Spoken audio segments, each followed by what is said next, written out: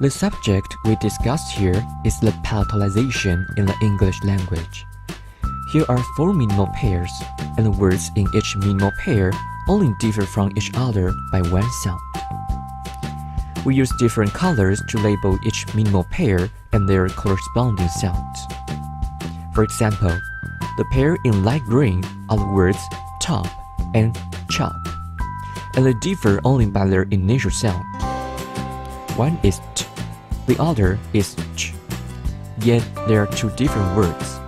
This means that, in English, they are distinct phonemes. In addition, the first sounds of every pair, t, d, s, and z, belong to palatalized consonants, while ch, y, sh, and y belong to non-palatalized consonants. In the verb phrases below, the left column are the non-palatalized consonants, which occur when speaking at a normal pace. The right column are the palatalized consonants, which occur when speaking at a faster pace.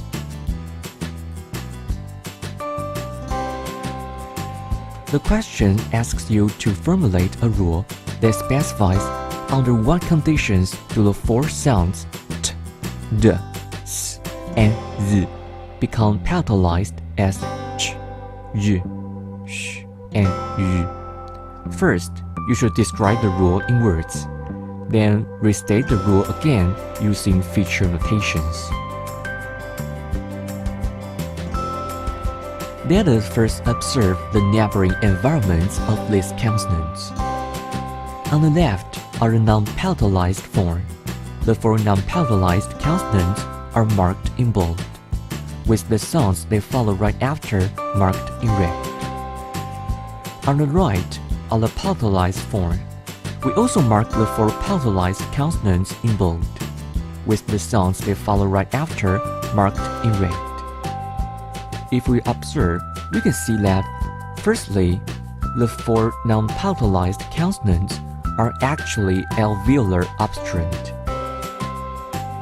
Secondly, we see that when these non-palatalized forms are followed immediately by the palatal glide y, they are respectively palatalized as the sounds ch, y, sh, and y.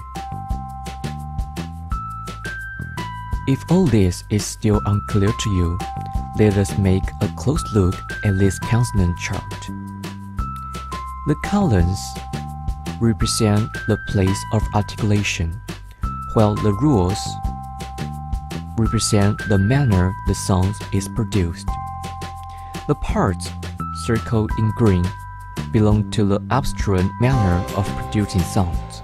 However, the parts that are not circled, such as nasal, glide, liquid, and all the vowels, belong to the sonorant manner of producing sounds. This is why it says here, obstruent equals non-sonorant. Furthermore, the place of articulation for sounds t, d, s, z all belong to the alveolar column, which we have circled in red. Since these 4 sounds are simultaneously inside both the red and green, we call them alveolar obstruent. As we explained in the previous slide, when these 4 alveolar sounds are followed immediately by the palatal glide y, they will become palatalized, therefore becoming the 4 sounds in the palatal column.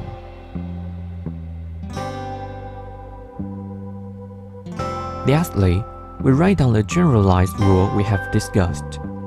This table is a summary of our findings.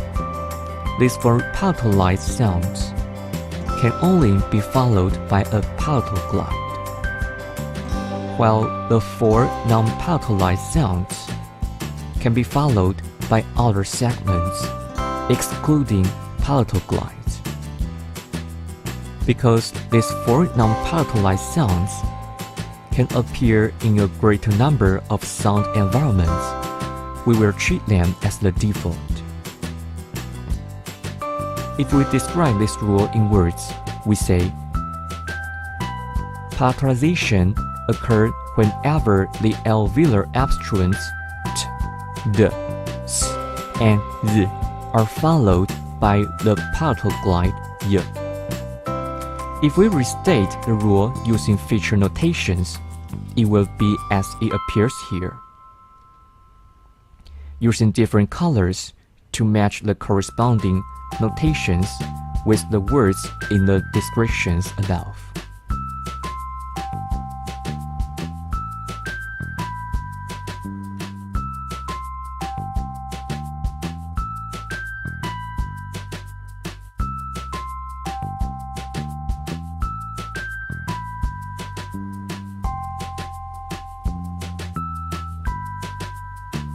The following are answers from the publisher which can be used as a reference.